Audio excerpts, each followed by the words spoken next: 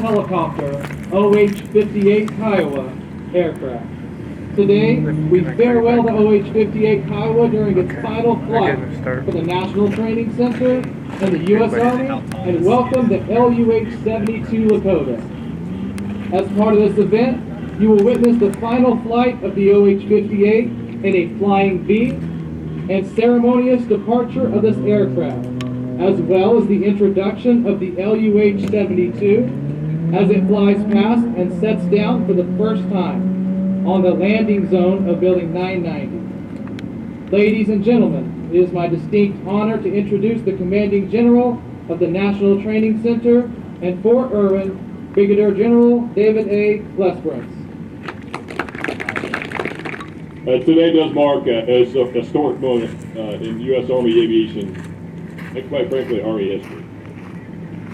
As we say farewell to a very tried and true and well-worn and battle-proven friend in the OH-58 Kiowa. This platform provided continuous service in the U.S. Army from May of 1969 through 2017, other than at Fort Irwin and Fort Polk, and for totaling over 50 years, 51 years nearly. However, as you see before you today, didn't fade into the sunset. It has continued to fly at Fort Irwin specifically for the last 24 years. And JRTC and Fort Polk recently turned in their final 13 aircraft, I think about 7 months ago, 6 or 7 months ago.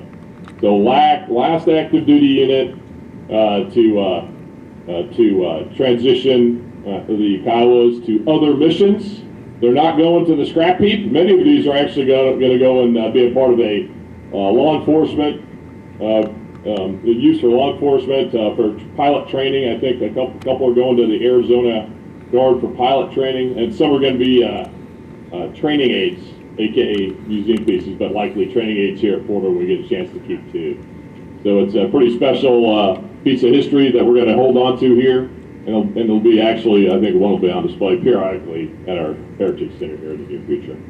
Furthermore, this aircraft has been involved in every conflict since the Vietnam War that the U.S. Army has participated in.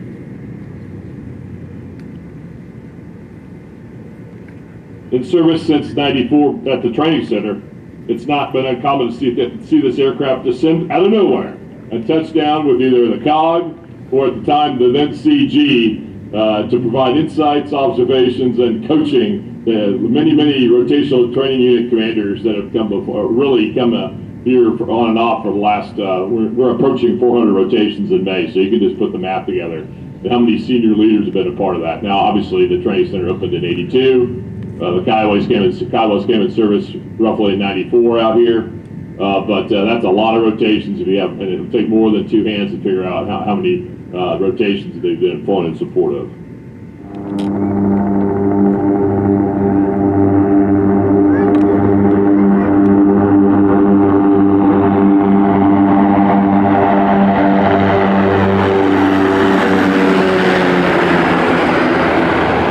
Representing the final time the Kiowa will land here at the National Training Center, and the first time the Lakota will do the same.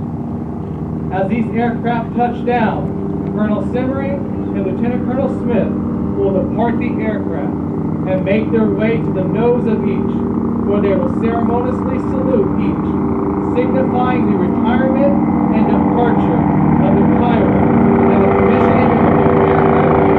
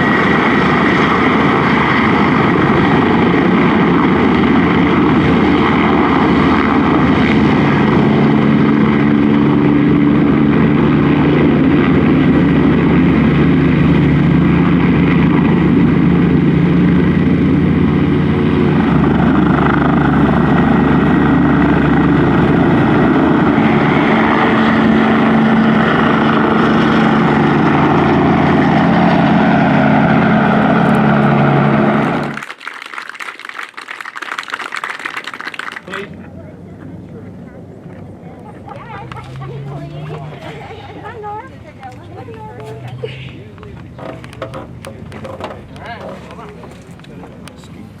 Thus concluding one chapter and opening yet another in the history of Army aviation here at NTC in Fort Irwin.